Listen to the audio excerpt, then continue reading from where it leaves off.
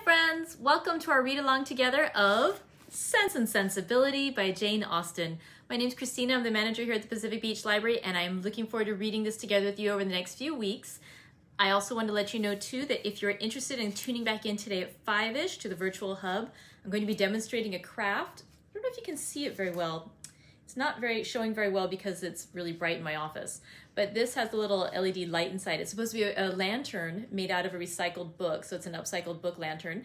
But yeah, if you'd like to learn how to do that, our summer reading theme this year is Reading Colors Your World, and I thought this was a really cool craft for showing how reading not only colors your world, but can brighten your world up too by having a little lantern made out of an old recycled book. So that'll be today at 5 o'clock if you want to tune in to learn how to make these little guys. If not, you can watch it later on too. It'll be available in the San Diego Public Library's virtual hub. It's another Facebook group here. And of course, I hope that you're going to all enter the summer reading program. It's not just for kids. Adults can do it too, and you can earn prizes when you read either 10 books or 10 hours, which we are easily going to do together with Sense and Sensibility, but you could also log your other reading as well. It's a lot of fun. All right, so let's see. Today, my tea that I'm enjoying is the Girls in the Garden tea. It's one of the teas that I picked up for the Count of Monte Cristo tea that we did a few weeks ago. And I thought, considering we're about to embark on a book about two sisters, that the Girls in the Garden was an appropriate tea to enjoy today. Plus, I just love how it smells and tastes. See, I can't remember what the ingredients are. This one's a rooibos tea with wine-inspired infusion of berries, beetroot, celery, lavender blossoms, and rose petals. So a really nice aromatic tea. All right, before we get started with Sense and Sensibility, since we don't have any recap since there was no reading yesterday, I thought I'd share a little bit of what I learned in the introduction, because this, I think, is my first time reading Sense and Sensibility. If I did read it at all, I do not remember the details. So I did want to let you know I'm reading from the Penguin Classics edition. They did make a point of saying that they are basing theirs on the first edition. Jane Austen only published 4 novels during her lifetime. The last 2 full complete books were published after she'd passed away by her brother. And so this was one of the few novels that was actually published during her lifetime that she had time to revise. She heavily revised the first 2 novels, but they said there were actually problems with that one as well. So the Penguin introduction makes a point of saying that although many editions are based on many of the current editions, excuse me, are based on that second edition, they have chosen to use the first, and they've made corrections along the way of things that they thought were wrong, based on further examination of her manuscripts. So if you are reading along and you notice a few differences, it might be because of that difference of which edition they're basing the work upon. Okay, so a little bit about Jane Austen. She was born in 1775, so our country was still part of the British Empire when she was born. In 1795, when she was 20 years old, she wrote a story called Elinor and Marianne, and that's considered to be a precursor to Sense and Sensibility, the main characters of which are Elinor and Marianne Dashwood. Let's see. The novel was originally written as an epistolary novel, meaning it was a series of letters sent back and forth, and so there was no omniscient narrator, which I gather there's going to be a little bit of in this one. It was all done as a letter, so you don't get like that first person point of view like as their thoughts in that one. And so it's a change that she made as she later on revised the book. As I said, she first wrote the story in 1795, but this one didn't actually come out until 16 years later, in 1811 is when this was published. Sense and Sensibility was her first published novel, although there is speculation it was probably the second or third novel, that Pride and Prejudice had been written before, and possibly even, I think they said maybe Northanger Abbey. And so, because she'd been working on versions of all 3 books. And oh, I see Pam commenting that the Girls in the Garden tea is really good. Yes, it is. And again, I'm glad for everyone who was able to join us for the Monte Cristo tea the other week. If you weren't able to make it, we're going to try to do it again next year, hopefully in person. And so put it on your calendars now. May 21st, 10:30 a.m., Count of Monte Cristo tea. But let's go back to Sense and Sensibility. One other thing they point out in the book too, in the introduction that I was reading here in the Penguin Classics edition, was they said that it's notable for her books that this one does not have any strong father figures. The mothers, of course, are quite important in influencing the action of the main characters, but that there's not a strong father character, which is a departure. In the other two Jane Austen novels that we've read so far, Pride and Prejudice and Emma, there are very strong male characters, specifically Mr. Bennet, who is alternately exasperated by his wife and his children, but also very supportive when he can, especially of his second daughter, Lizzie Bennet. And then also we had Mr. Woodhouse, who is a very different kind of father, but very involved in the life of his child and also in the story. And as Helen has pointed out many times, also has a lot of good medical advice, mainly being that one should always have a good cup of, or a bowl of thin gruel. And so, but in both of those books, we had really strong father figures, and in this book, we do not. So that'll be a change. Let's see. I think it might be time to start. If you have already read Sense and Sensibility and you'd like to comment to that effect, I would love to know who's read this before, who's going back to an old friend, who maybe read it before, had to read it for school, and didn't really enjoy it, so is going back with new eyes, and maybe who, like me, has heard about it but never actually read it, and is just enjoying it for the first time. So yeah, if you'd like to comment as to whether, what your experience with Sense and Sensibility is. Maybe you've just seen the film. I'm hoping we'll be able to watch the Emma Thompson, Kate Winslet film at the end of this. But yeah, that was a very popular adaptation. Maybe you've seen some other adaptation but not read the book yet, so this will be a first time for that as well. So let's go ahead and get started. This book has 50 chapters. I have not yet mapped out which reading we're going to do on each day. I thought we'd start today with 3 chapters, and we will see what kind of length that brings us to, and we'll adapt as we go forward in the next few days. So thank you very much. Let's go ahead and get started. Today we're going to read, as I said, 3 chapters of Sense and Sensibility by Jane Austen, beginning with chapter 1. The family of Dashwood had been long settled in Sussex.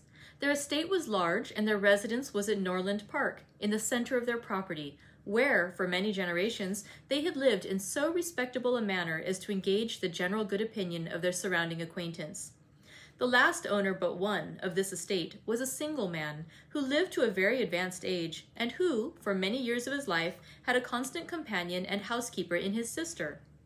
But her death, which happened 10 years before his own, produced a great alteration in his home, for, to supply her loss, he invited and received into the house the family of his nephew, Mr. Henry Dashwood, the legal inheritor of the Norland estate, and the person to whom he intended to bequeath it.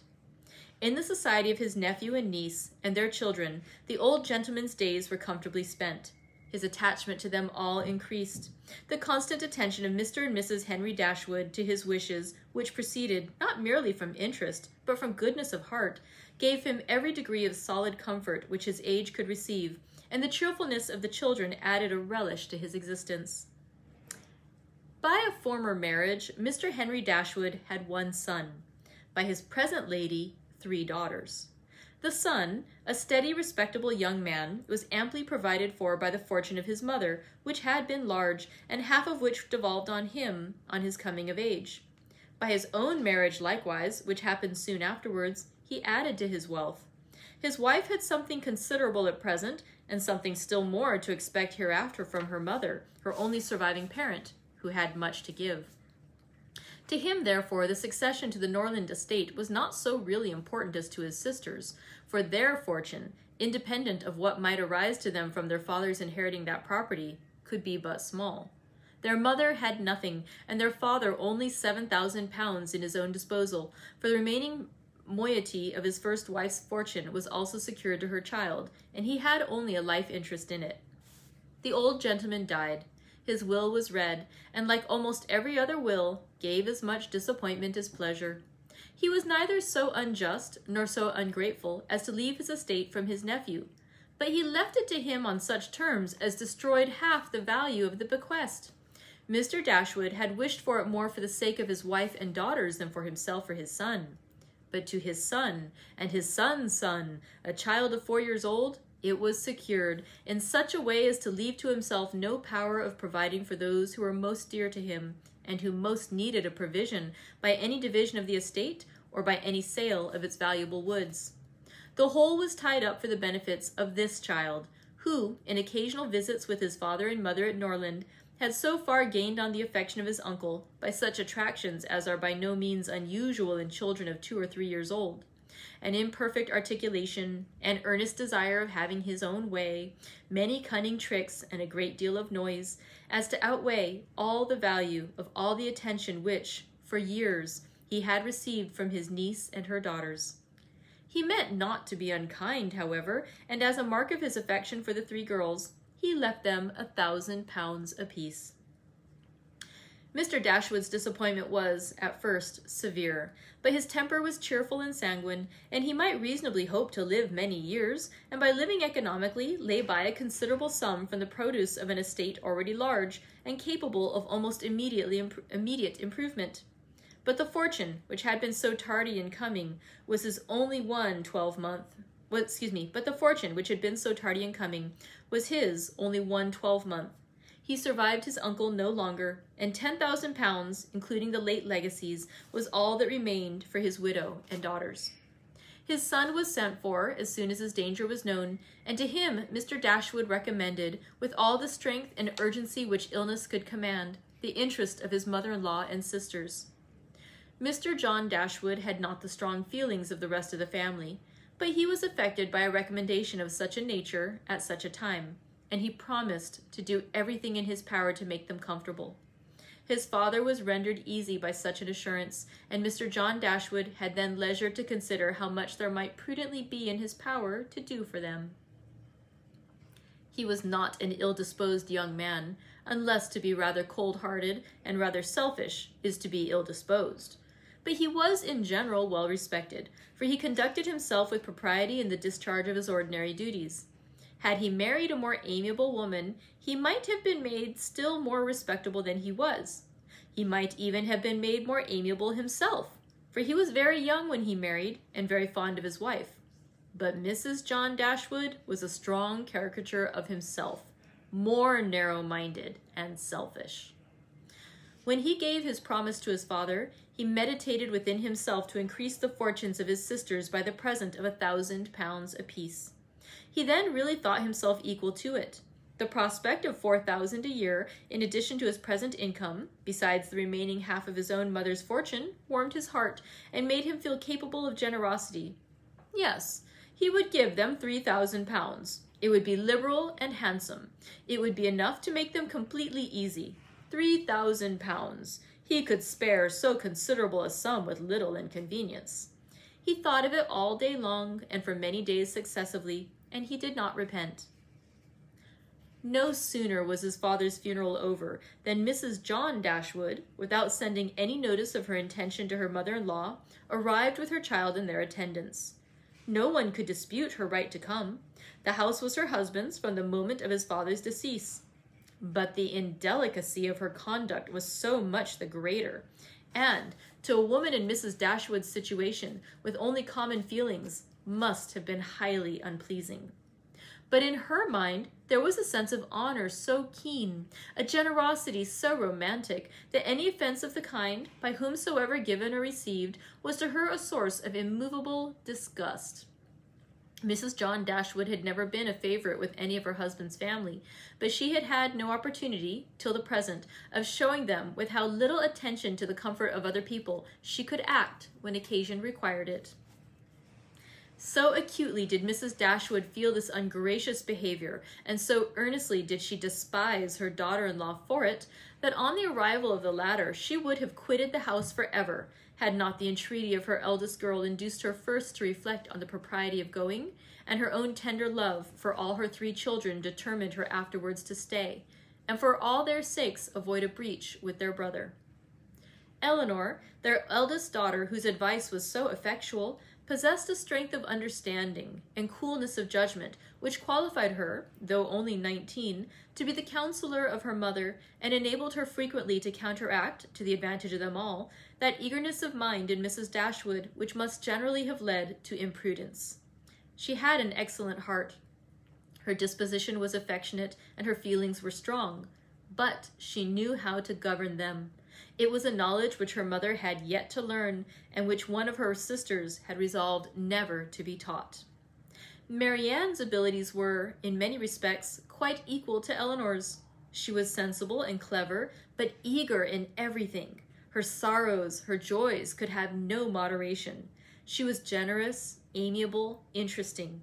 She was everything but prudent. The resemblance between her and her mother was strikingly great.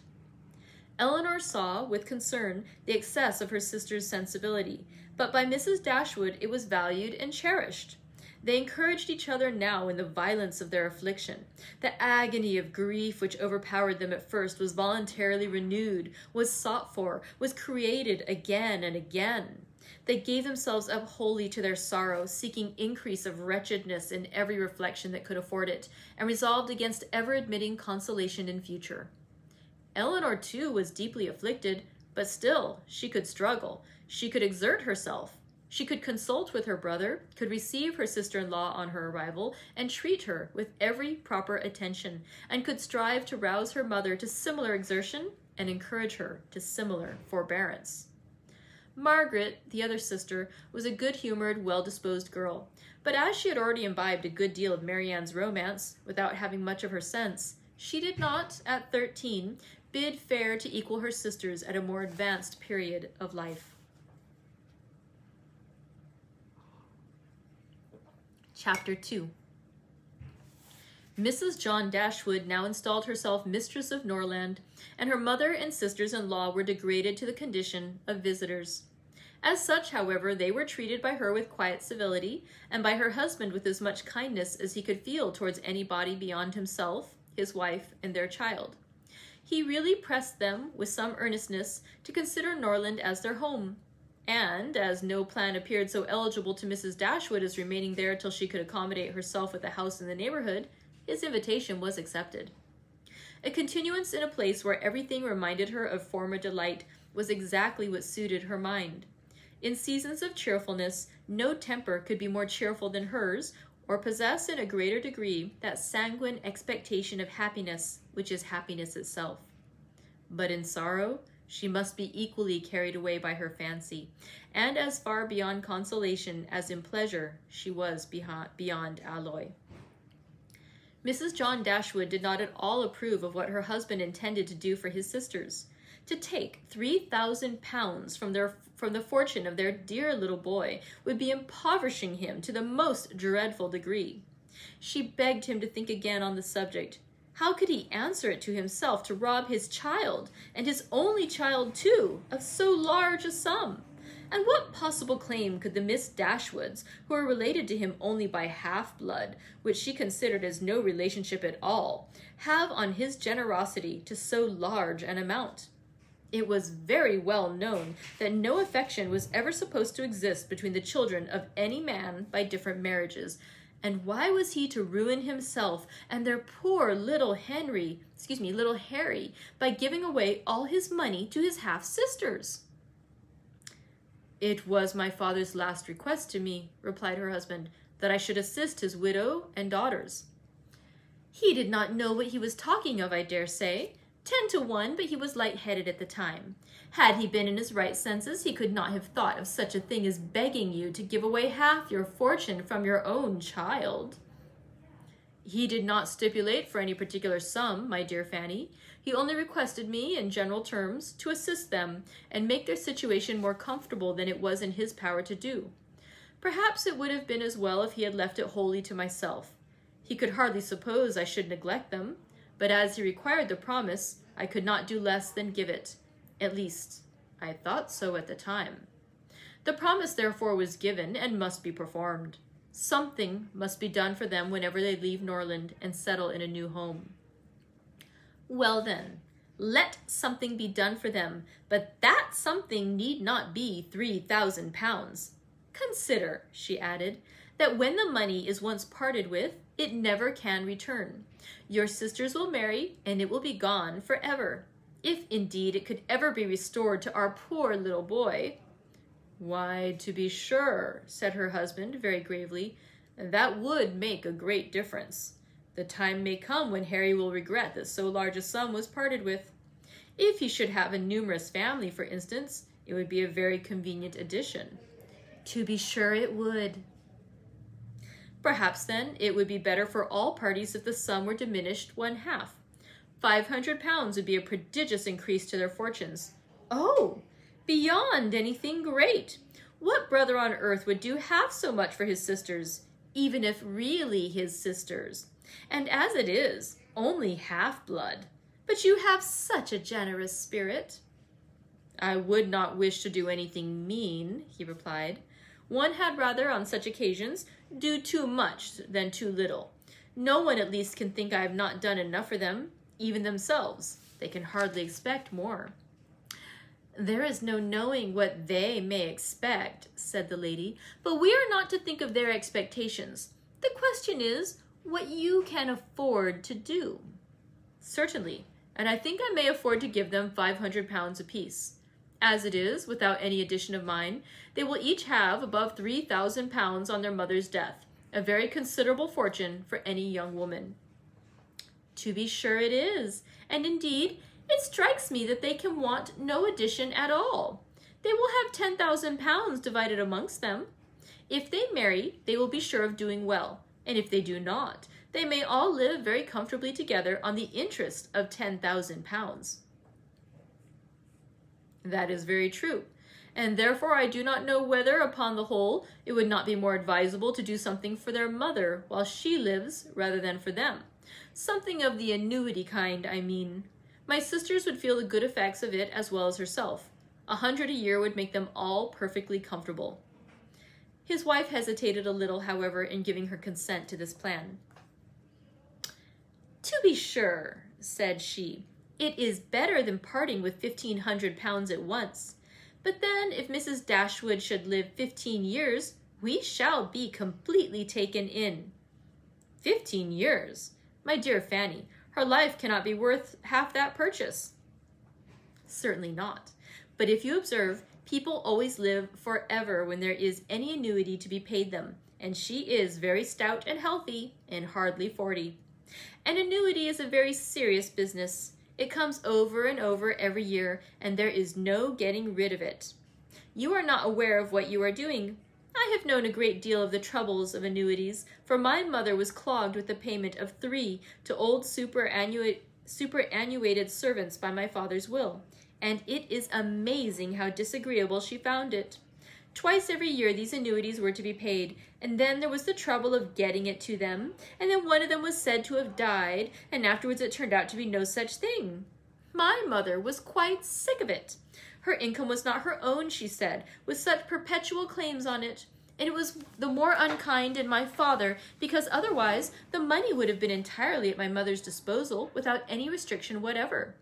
It has given me such an abhorrence of annuities that I am sure I would not pin myself down to the payment of one for all the world. It is certainly an unpleasant thing, replied Mr. Dashwood, to have those kind of yearly drains on one's income. One's fortune, as your mother justly says, is not one's own. To be tied down to the regular payment of such a sum on every rent day is by no means desirable. It takes away one's independence. Undoubtedly.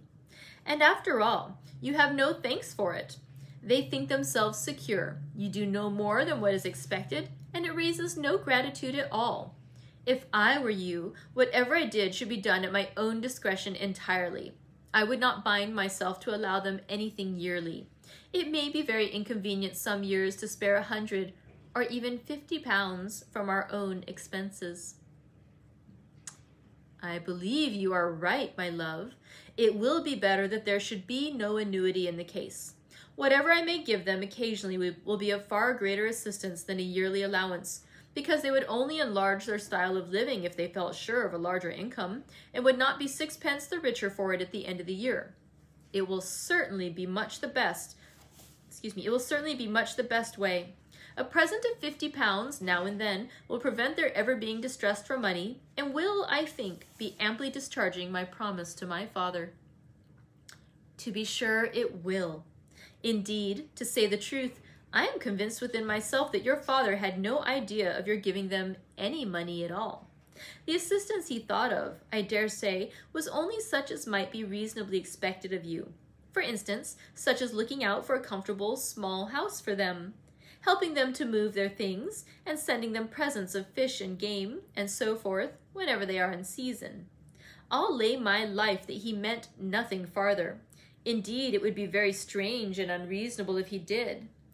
Do but consider, my dear Mr. Dashwood, how excessively comfortable your mother-in-law and her daughters may live on the interest of £7,000, besides the £1,000 belonging to each of the girls, which brings them in £50 a year apiece. And of course they will pay their mother for their board out of it. Altogether they will have £500 a year amongst them, and what on earth can 4 women want for more than that? They will live so cheap. Their housekeeping will be nothing at all.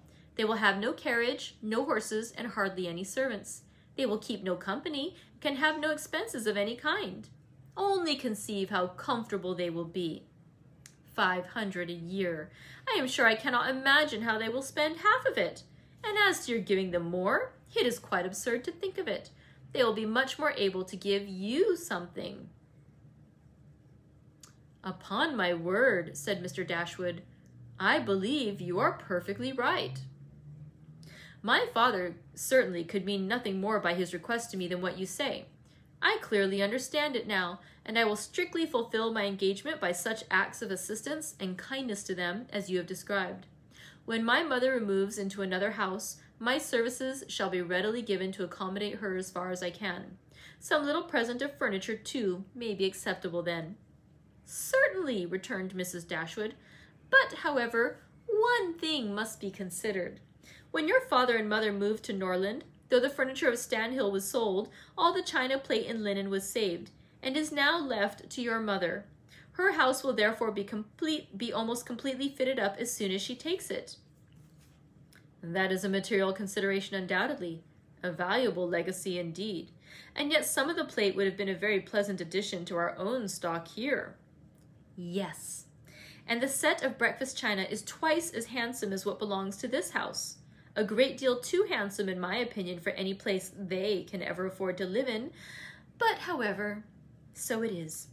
Your father thought only of them, and I must say this, that you owe no particular gratitude to him, nor attention to his wishes, for we very well know that if he could, he would have left almost everything in the world to them.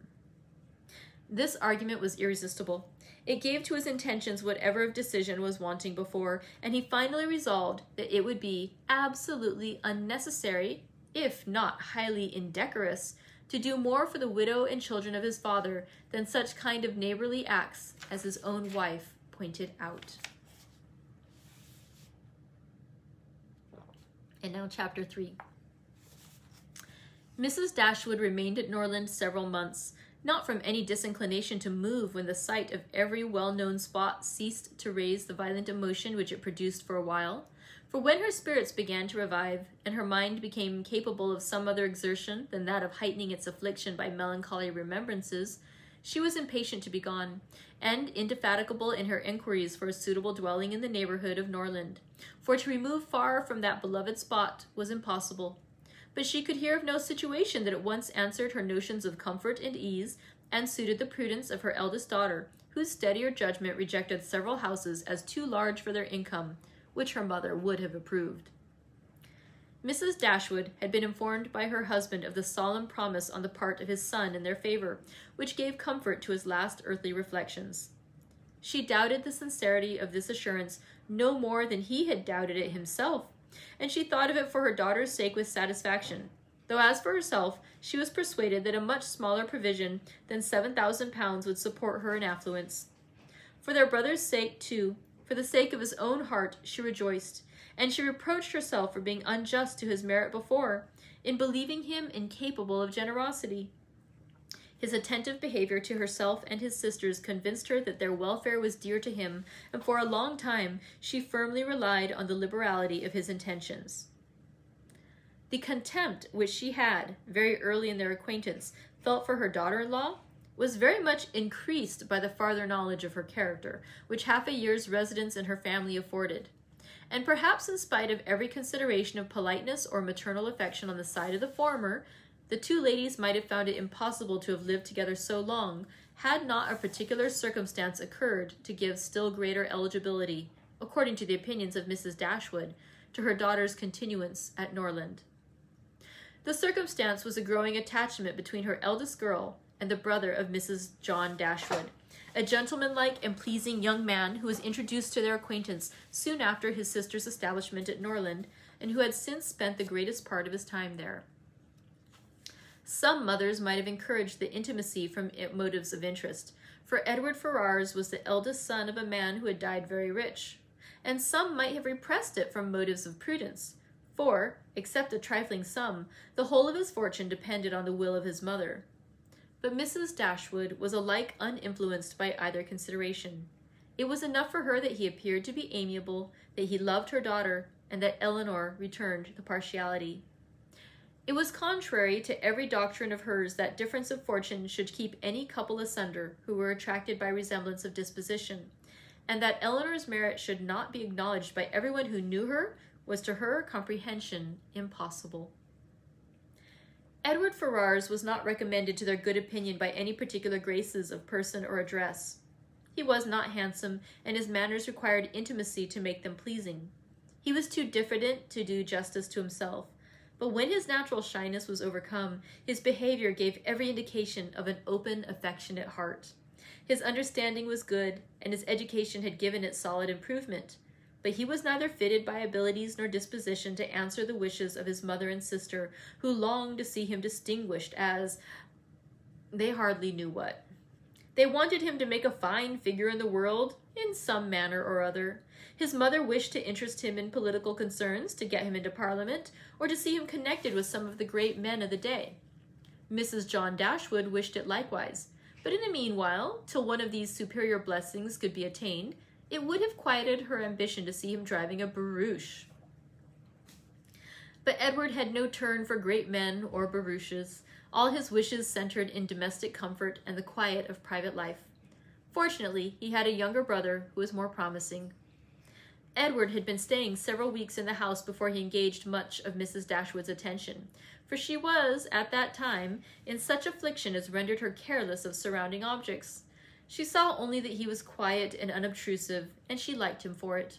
He did not disturb the wretchedness of her mind by ill-timed conversation.